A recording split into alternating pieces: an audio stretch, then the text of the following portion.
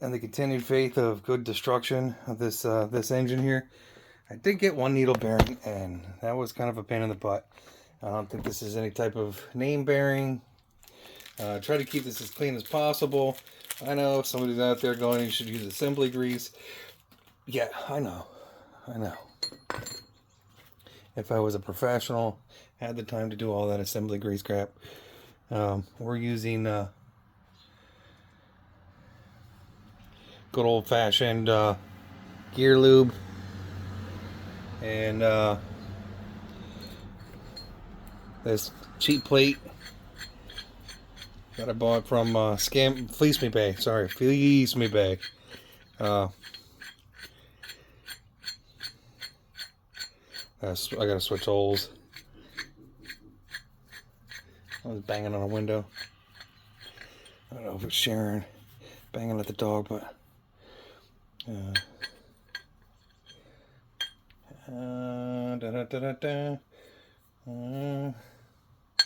so I go on the rear door here.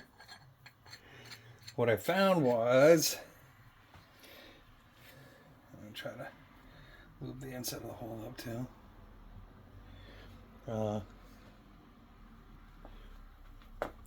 Take a paper towel. Is if you started this, I don't want to zoom in, I want to zoom out. Oh, happy Friday, by the way. If you made it this far, you deserve a drink or two. Have at it. I'm not judging you. Try to keep this piece clean. Try to keep everything clean. I know it's hard in my garage. Look, that was just from installing one. And technically, I guess there were. Yeah, I'll probably get screwed on that. Good thing I ordered 2 of these. Should have the numbering out, it said. And I see I did not put the numbering out on that one, so do I dare try to pull that one and reuse it, or just go with it, or just pull it and, well, lessons learned. I'll end up pulling it, but do it the right way and put the lettering on that bearing on the outside. I did find that starting these can sometimes be a little bit cumbersome too, especially this top one. So I'm sure the one that comes from Harley Davidson is probably 10 times better. I don't know, or wherever else, somebody with a better quality machining process than the Chinese. This one so far seems like it's okay. Like I said, I installed that one backwards, so I'm going to end up destroying that one. And hopefully at some point or another finding a replacement needle bearing to, that's why I bought 2 kits, because if I screw one up, I got a second one here. Oh, some sharp edges on that. And,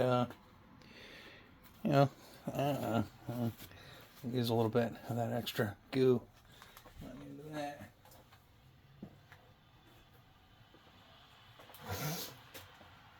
I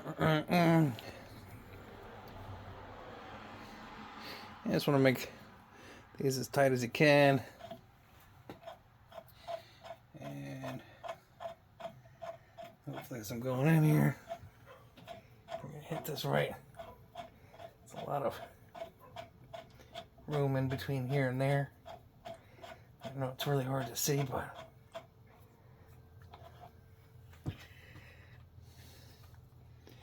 you have to use your fingers to kind of get that going a little bit. And hopefully we're lined up well enough.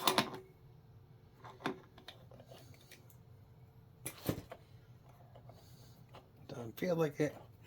There we go. So I just want to make sure there's a, I'll show you when I pull this back out, but there definitely is a little bit of a learning curve to this. I've never done one of these before, and although I'd like to say I'm never going to do another one, I'm sure that I'll probably end up doing another one somewhere in my life. And You run this in until it bottoms out.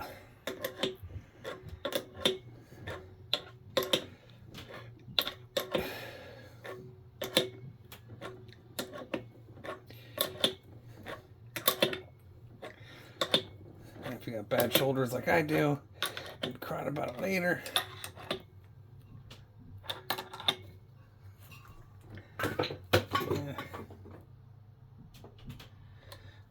That's how the monkey wrote. Break your fingers, break your toes, drop things around, ruin oil pumps. I'll probably end up buying a new oil pump anyways. Get the grease and dirt off my fingers. Try to keep the grease and dirt out of here. This one up here seems like it's a little off for whatever reason.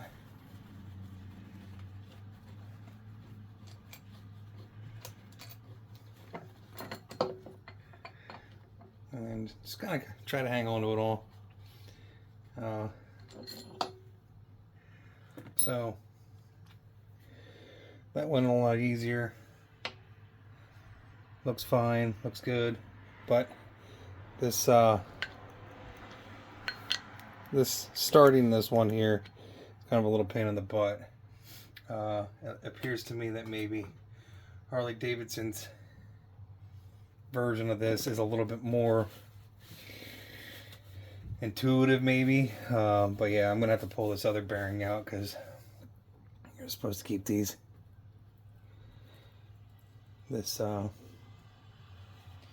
bearing face out, and that stinks. Sucks that I did that. I didn't want to, and I guess we can go through the process of showing you how to.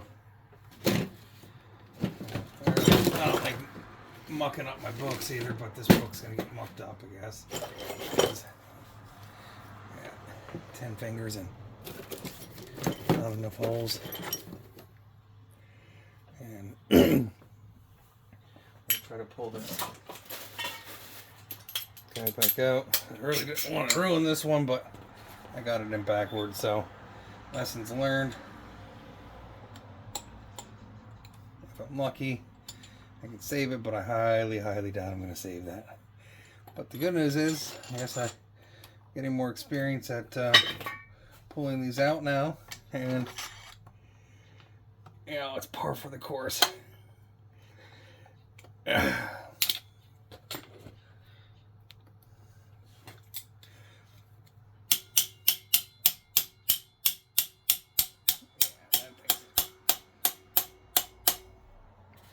ended up being trash.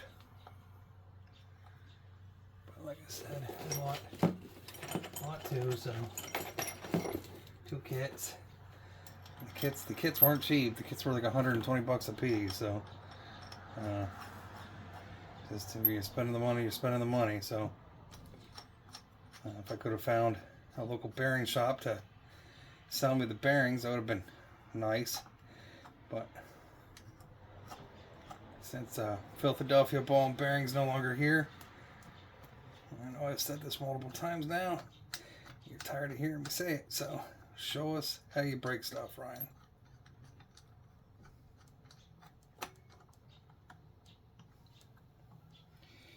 And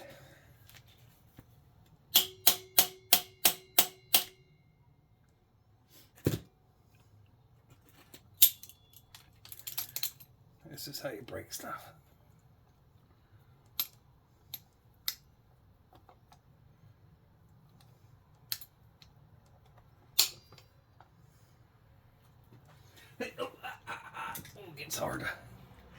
It's hard to bend over, doesn't it?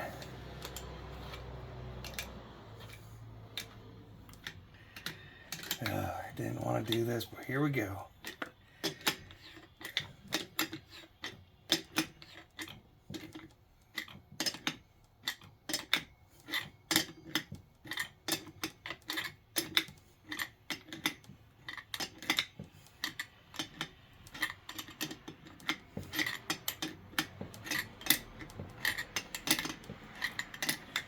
I'm sure I would have been alright, but you know, if you're in here, you're doing it.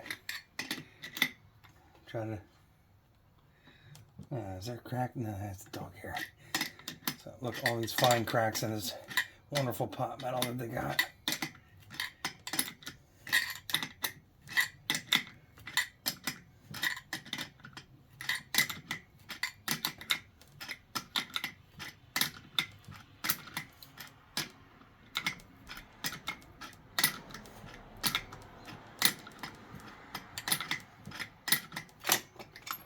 So, as much as I would like to say that I would reuse this and put it in the right way, we're going to not do that. Ew.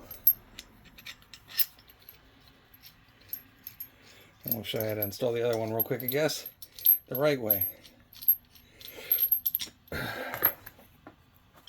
Definitely highly recommend having a service manual. Like I said, against my better judgment, I won't install it. I should say, or my better judgment says not to install it. Oh, here comes the paper towels. So when you put these in, you want the writing towards you. Like I said, thankfully I bought two of these kits. Not specifically for this particular incident, because I didn't plan on fucking one up. But I'm glad I did. It's just money, right? And I figure I can find a bearing cheap enough somewhere. But I have to drive down to like Westchester or go online and find one to fit in the kit. This one says USA, the Koyo, I guess it is. Probably can't see. Yeah, look at that, I'm surprised. Pulled in there, didn't it? Dialed in. Dialed in. Just gonna add just a liberal coating all the way around. And set that somewhere, hopefully I don't spill it. I'm gonna try to get the inside and the outside. Yeah. And then we'll clean this off again. So that bearing didn't look bad. I could have probably gone away with it, but... And then you just want to make sure your writing is up against the face of this bearing installer tool. What I did was I, just set it in there a little bit to get it started. It does sit in there. It will rest in there. You will have to make some fine adjustments. You'll pull your, in my case here, I have to pull this back out so I can rotate it. And hopefully my phone doesn't die. And if I can do this, you can do this. I'll put links in places that links don't belong. You can learn from my mess ups. I guess I have to bleep out the F word I dropped there, but sorry, kids. I'm sure the kids probably swear more than I do anymore. And spend the money on the tool.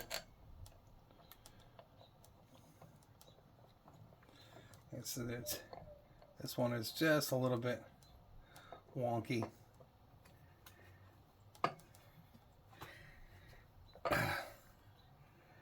And you gotta try to get it up over this guy here. Just out, just a little bit. There we go. See, dang it. Dang it.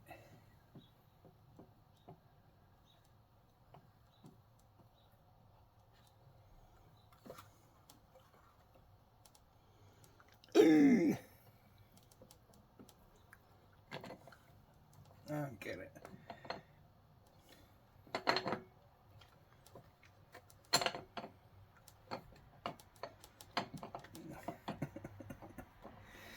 The struggle's real. Like I said, the one on the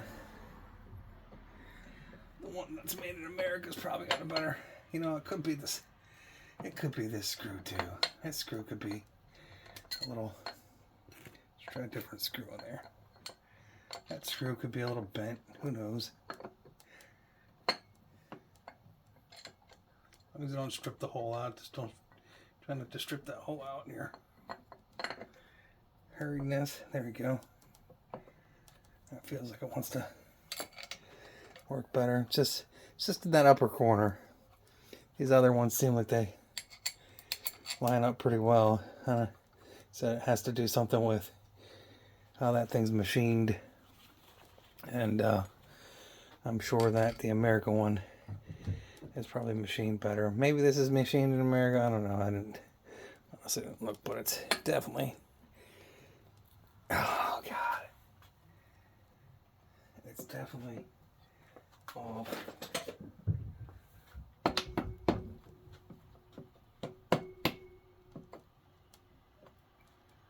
For whatever reason,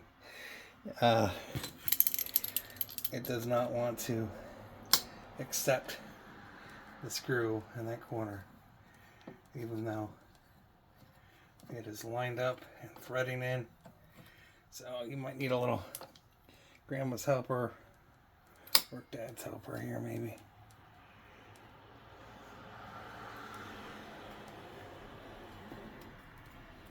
Just, you know, like I said, it's soft metal. Don't strip it out. It does suck that these other guys really go on well, and that one up there is just a little bit of a biscuit in here. They say snug it, you don't have to over tighten it, but so in this case here, I'm kind of stuck with this one up here. We won't go full leap on that, and then same thing here. You want to hand tighten that down, and then remember that, like the front of that, it just has that recessed area. I'm gonna try to line it up with the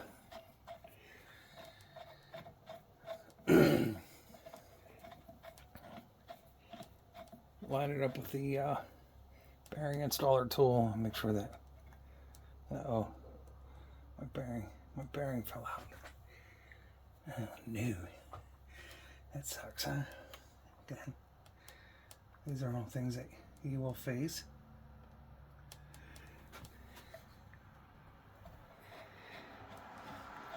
So if they got little mozzarella sticks like myself, because if you got big mozzarella sticks, you probably have a hard time holding things in there. If you can.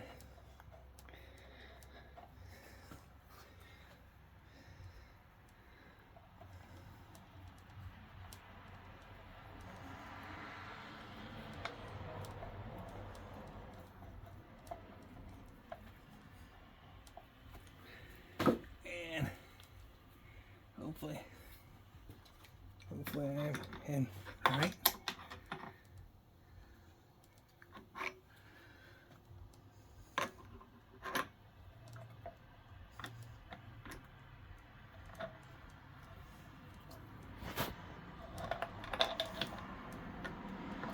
I'm not. There we go. You will feel it kind of pop in there. And hopefully I'm not crushing the bearing in the wrong direction.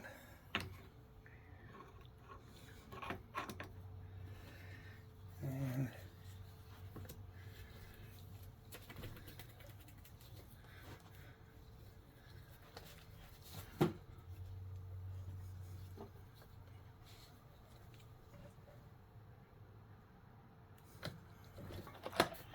you know, I'm sure there's a spot where they tell you to, you don't need to go any further, but this one here is how it bottoms out. Nothing like hearing that traffic was by. You'd think I live on a highway.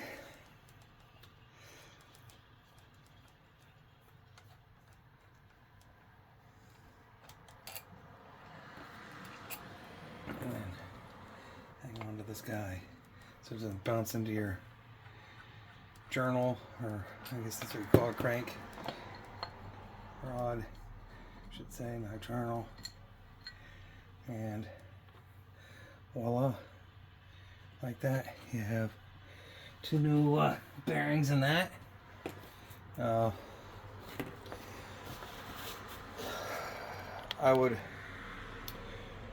go through the process of trying to get it over there again and show you how to press them in, but I think if you need my help to press them in, you probably got other problems. Primarily this was just for entertainment purposes for everybody and myself on a Friday night. I am quite pleased with those. Like I said, we'll be using old connecting rods anyway, or cams here anyway. Anywho's, just yeah, that's I feel like cam bearings, you know, really got quite a bit of tolerance in that, or I should say play in that, but it's just my 2 cents. In the Evo engines, because they're surface bearings that are fed with oil, if I remember correctly. It's been a while since I fiddled with one, but yeah,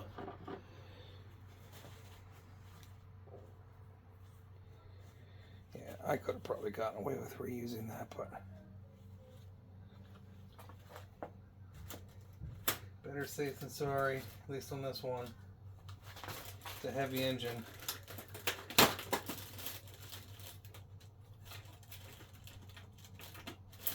sell it on Please Me Pay for less.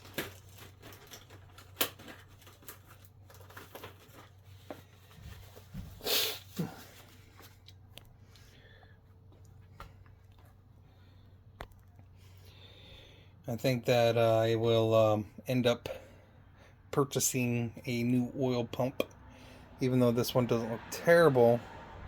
The recesses in here, I can kind of catch it with my finger. Same thing with the gears themselves. I mean, I got extra gears, but ended up having to trash this other pump. See if we can find it here. Here it is. This was the one where the bearing got chewed up in, and we're going to end up trashing this one because it is definitely done messed up. I mean, machining, great machining there, great cleaning of surfaces, you know. Even better on the older models. I mean, look, actually looks like there's a crack in this one, so I was trying to see if it was through. I don't know how these passages work necessarily, but I did put some fluid in here and let it sit and see if to see if it would leak, you know, and I didn't see any leaks, but it is not a very nice setup. It is a terrible setup. This whole thing is absolutely ridiculous. Yeah, you can. This one has see the teeth are all from grinding up the pieces of that bearing race. So that whole pump is shot.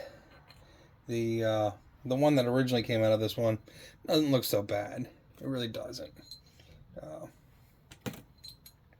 Somewhere, you know, I don't think it's terrible.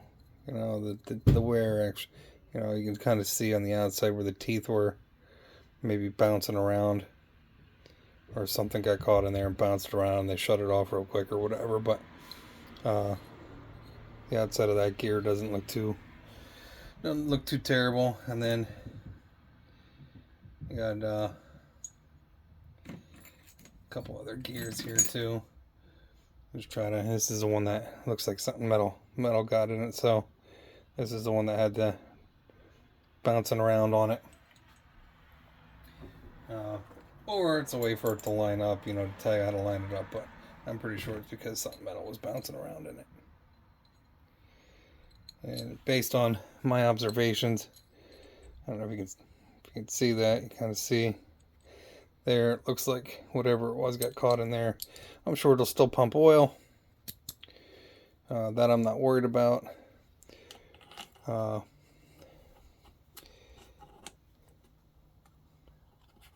Just sort of wanted to get it up and running again, and you know,